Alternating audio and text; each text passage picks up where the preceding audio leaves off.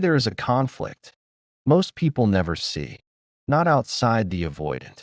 Inside them, a quiet tug of war. One part of them moves toward connection, toward warmth, toward closeness, toward you.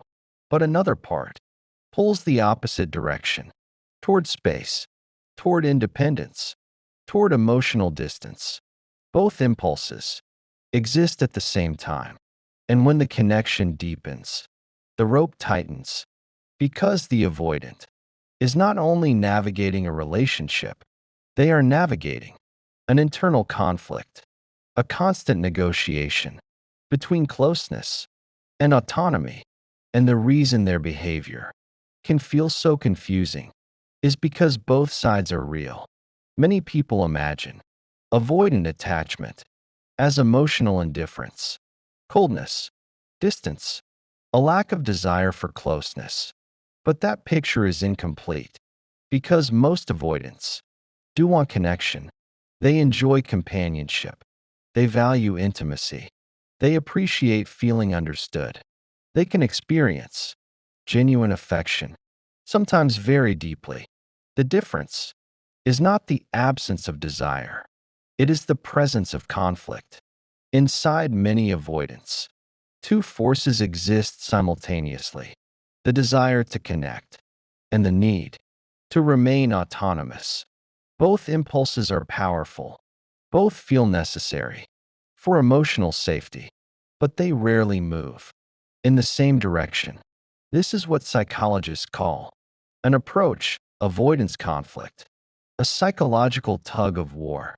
One side of the system leans toward closeness, the other side activates distance, and whichever side feels stronger in the moment guides behavior. Early in relationships, the approach side often leads. Curiosity appears, interest grows, conversations deepen. The avoidant can move closer without feeling threatened, because the connection still feels optional, flexible, low pressure. Nothing feels permanent. Nothing feels heavy. But as emotional intimacy grows, the other side begins waking up. Autonomy, independence, emotional space. The nervous system starts asking quiet questions. How close is this becoming? How much is being expected? How much of myself is entering this bond? These questions do not always appear consciously. Often they appear as feelings, subtle tension, restlessness, the sense that something is becoming intense. Not wrong, just intense. And when that intensity rises, the avoidance system moves toward regulation. Distance, not necessarily a breakup, not necessarily withdrawal forever, just enough space to restore equilibrium. From the outside, this looks confusing. One day they are warm, engaged, open. The next day they seem distant, quiet, less emotionally available. But what you are witnessing is not randomness. It is the internal tug of war, playing out in real time. One part moving closer, another part protecting autonomy, and neither side fully disappearing, because both sides serve a purpose. Closeness satisfies the human need for connection. Autonomy protects the avoidance emotional stability. The challenge is that these two needs often activate in opposite moments. When closeness feels safe, the avoidant relaxes. They lean in, they open up. But when closeness starts feeling consuming, the autonomy system pulls the rope back, creating space, slowing the pace, cooling the emotional intensity. Not because the connection lost its meaning, because the internal balance needs restoration. Understanding this conflict changes how you see avoidant behavior. The distance is not always indifference. The closeness is not always permanent. Both are expressions of the same internal struggle, a nervous system trying to hold two truths at the same time. the desire to be close, and the need to remain free. And the rope between those two forces is what creates the invisible tug of war. The invisible tug of war does not begin in adulthood. It begins much earlier, long before relationships become romantic, long before anyone uses the word avoidant, because this conflict is not a personality trait. It is a nervous system pattern, a way the brain learned to manage closeness. Many avoidants grew up in environments where connection existed, but emotional safety was inconsistent. Caregivers may have been present, responsible, supportive in practical ways, but emotional attunement was unpredictable. Feelings were not always welcomed. Vulnerability sometimes created discomfort. A child expressing emotion might have heard things like, "Don't be so sensitive. You're fine. Handle it yourself." Not necessarily cruel, but emotionally limiting. And over time, the child's nervous system adapts. It learns something quietly. Closeness is good, but too much closeness can feel overwhelming. Depending too heavily on emotional connection can feel unsafe. So the system develops a balanced strategy. Connection is allowed, but autonomy must remain protected. The child begins learning how to regulate emotions alone, how to solve problems internally, how to self-contain feelings. Independence becomes a source of stability. And as the years pass, this strategy becomes automatic. By adulthood, the nervous system has fully internalized this balance. Closeness feels good, but only to a point. Beyond that point, autonomy begins activating, not as a conscious decision, as a protective reflex. When intimacy grows, the internal system starts measuring how much emotional exposure is happening here, how much reliance is forming, how much expectation might follow. These questions create subtle pressure, not always visible, sometimes barely noticeable, but enough to activate the autonomy system. And when autonomy activates, the rope moves. The avoidant pulls back, sometimes gently, sometimes abruptly. Communication slows. Emotional openness decreases. Distance appears, not necessarily permanent distance, but regulating distance. Space that allows the nervous system to breathe again. Because when autonomy returns, calm returns. And once calm returns, the connection can begin moving forward again. This is why many avoidant relationships follow a pattern: closeness, then distance, warmth, then withdrawal, reconnection, then space again. From the outside, this pattern feels unstable, even confusing. People often ask, why did they pull away right after things were going well? But internally, things were not simply going well. They were approaching an intimacy threshold, a point where closeness begins triggering the autonomy system. And the moment that threshold appears, the tug of war tightens. One side still wants the connection. The other side needs emotional space. Neither side wins permanently. Both continue existing, and the avoidant moves between them, sometimes leaning toward closeness, sometimes restoring distance. Not because they are playing games, not because they are trying to confuse someone, but because their nervous system is constantly negotiating between two powerful needs: the human need for connection and the deeply learned need for emotional independence. And when those two needs pull in opposite directions, the invisible tug of war continues. The most confusing part of the avoidant tug of war is that both sides are sincere. When they move closer to you, that part is real. The curiosity is real. The warmth is real. The interest is real. They are not pretending. They are not performing. They are responding to the part of them that wants connection.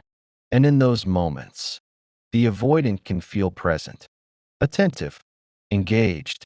You may notice them sharing more, opening up slightly, spending more time together, letting the relationship breathe a little deeper, because the approach side of the nervous system has taken the lead. Closeness feels safe enough, enjoyable enough, light enough, but something subtle begins happening as intimacy grows. The emotional rope tightens.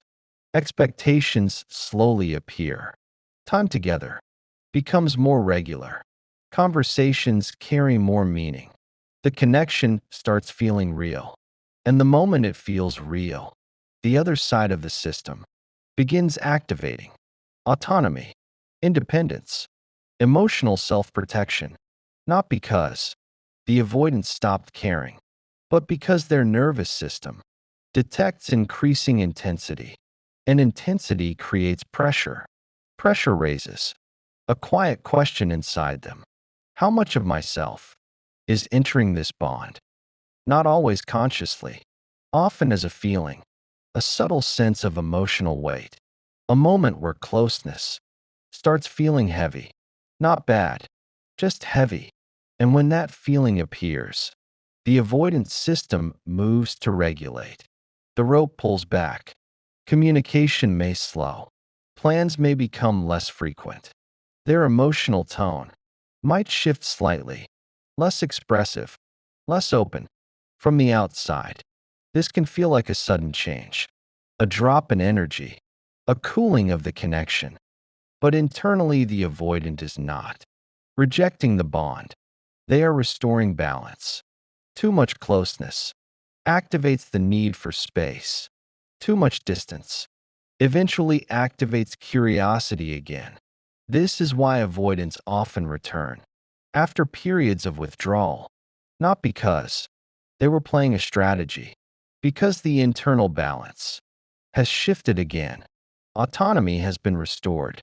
Pressure has lowered. The nervous system feels calm enough to approach once more. And so the rope moves again. Closer, then farther. Closer, then farther. Over time, this creates a pattern many people struggle to understand. They remember the warmth, the genuine moments of connection, and they struggle to reconcile those moments with the distance that followed. But both sides belong to the same system. Both sides are part of the same person, the part that wants closeness and the part that protects autonomy. Neither one disappears. They simply take turns, holding the rope, and until that internal conflict is understood and regulated, the tug of war continues quietly. Inside the avoidant mind, the invisible tug of war explains something many people struggle to understand. Why someone can feel so close to you and distant at the same time. Why moments of warmth can be followed by moments of silence. Why someone who clearly enjoyed the connection suddenly needs space, without explanation, without conflict, without a clear ending. Because the real conflict was never only between two people. It was happening inside one nervous system, one part of the avoidant, moving toward connection, another part protecting autonomy.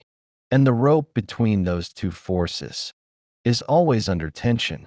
This does not make avoidance villains, but it also does not make their patterns harmless. Because when this internal conflict remains unconscious, it creates emotional confusion for the people around them. Partners begin trying to interpret the shifts. Was the closeness real? Was the distance a rejection? Did something change? Did they do something wrong? But the truth is often simpler. The internal balance shifted. Closeness reached a point where autonomy activated, and the system moved to regulate. Understanding this does something important.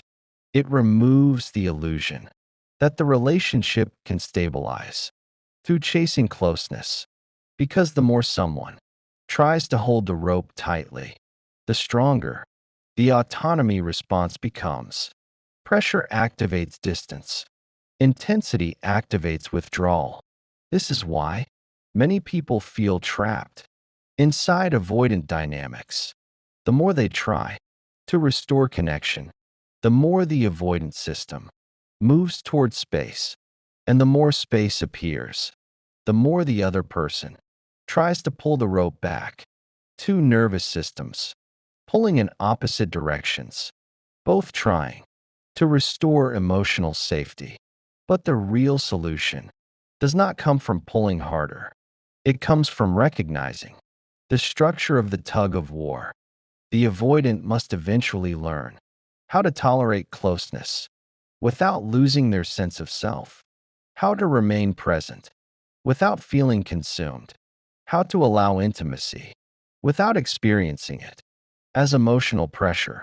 And the partner must learn something equally important, not to measure their worth through the distance someone else creates, because the avoidant conflict was never about your value. It was about their nervous system's relationship with closeness. Understanding that returns something powerful to you: perspective, clarity, freedom from the endless question of what their distance means. Because once you see the internal tug of war, you stop trying to win the rope. You stop trying to force balance from the outside, and you begin focusing on something far more important: your own emotional stability, your own boundaries, your own direction. Because the healthiest connections are not built on silent internal battles. They are built on two people who can move toward closeness without feeling the need to escape it. And when you understand the psychology behind avoidant patterns, you stop chasing explanations for confusing behavior. You start recognizing which dynamics can actually sustain intimacy. If this video helped you see avoidant attachment through a deeper psychological lens, subscribe to the Inner Odyssey, because here we explore the hidden forces that shape human connection, the nervous system patterns, the emotional defenses, the psychology behind behaviors that most people misinterpret. And the more clearly you understand these patterns, the less power confusing relationships have over your life.